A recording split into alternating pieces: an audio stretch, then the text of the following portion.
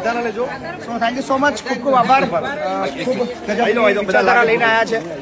સો ગુજરાતના બીજા બધા લોકો પણ આનંદમાંથી પ્રેરણા લે અને 90,000 રૂપિયા જેવું ફંડ એકત્રિત કર્યું અને એ મહિપતસિંહ ફાઉન્ડેશન અંદર અર્પણ કરવા માટે આવ્યા છે. થેન્ક યુ સો મચ સમગ્ર પરિવારને.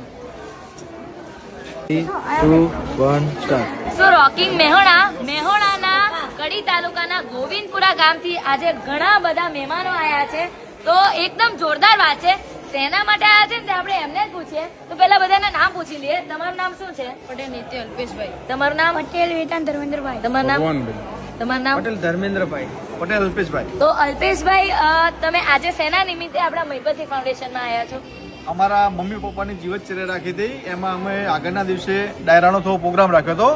એ માટે જે કંઈ ગોળ આવે મહિપતસિંહના ફાર્મ ઉપર આપણે દાનમાં આપવા માટે ચર્ચા કરી અમે આજે લઈને આવ્યા છીએ અને દાન માટે અમે બધા. સો આ પ્રોગ્રામમાં જેટલો પણ ફાળો આવ્યો 90,000 જેટલો, તો એ લઈને અહીં આવ્યા છે. સિવાય કે કશે ફરવા જવાના અહીં આવ્યા છે અને આપણા મહિપતસિંહ ફાઉન્ડેશનમાં યોગદાન માટે. તો તમે શું કહેવા માંગશો?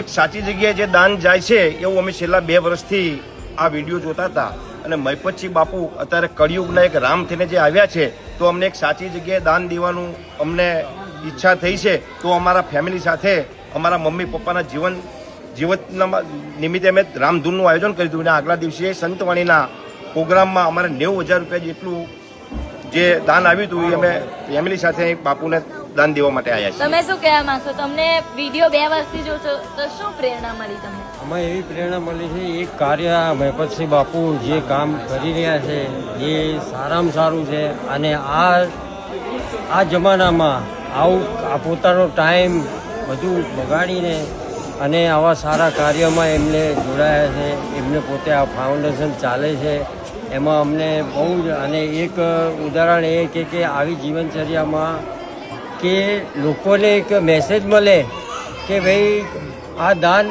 સારી જગ્યાએ જાય, એવું એક લોકોને મેસેજ મળે એવું મારું કહેવું. તો તમે શું કહેવા માંગશો? શું નામ છે તમારું? મારું નામ સંકેત છે. તો એ જ કહેવા માગીશ કે આ જે કંઈ બી કરી રહ્યા છે મહિપતસિંહ બાપુ, એ બહુ જ સારું કામ કરી રહ્યા છે અને અમે બી જે આજે પ્રસંગ કર્યો એ પ્રેરણા માટે છે કે મા બાપ જે છે એ આપણી માટે બધું જ છે. જે આપણે જે કહીએ છીએ આપણા મા બાપથી નથી. અને એમની જીવનમાં પહેલા એમણે બહુ દુઃખ વેઠ્યું છે એટલે અત્યારે એમને સુખ બીજું કંઈ આપી શકીએ કે ના આપી શકીએ, પણ આપણે એટલું તો એમનું જે કરેલું છે એનું તો આપણે ફીડબેક આપી જ શકીએ. એના કાર્યક્રમે અમારા બાની એની. તમે શું કહેવા માંગશો? બા, કેવું લાગ્યું તમને? સારું લાગ્યું. સારું લાગ્યું? સારી જગ્યાએ તમે શું કહેવા માંગશો? અમને બહુ સરસ લાગ્યું. મહિપતસિંહનો વિડીયો અમે કાયમ જોવી છીએ અને એ પ્રેરણા મળે કે ના, માવતરો માટે ઘણું બધું લોકો કરે છે અને અત્યારના છોકરાઓ એવા પાકે છે કે માવતરોને રાખતા નથી, વૃદ્ધાશ્રમમાં મૂકવા માટે આવે છે. એ બધું ખોટું છે. આ જોઈને ઉદાહરણ લેવું પડે કે આ સરસ કાર્ય કરે છે. તમે શું કહેવા માંગશો? કેવું લાગ્યું તમને? બહુ જ મસ્ત. તમને સારું લાગ્યું? તમને કેવું લાગ્યું?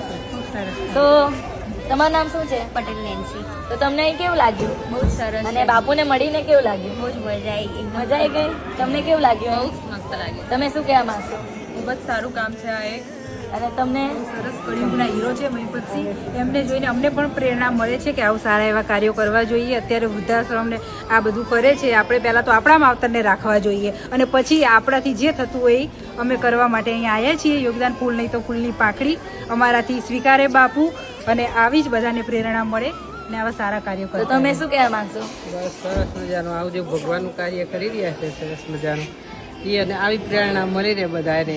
જે કંઈ કાંઈ અત્યારે અમારા દ્વારા કોઈ બીજાને વિડીયો મળે અને ત્યાં દાન દેવી અમારી અપેક્ષા.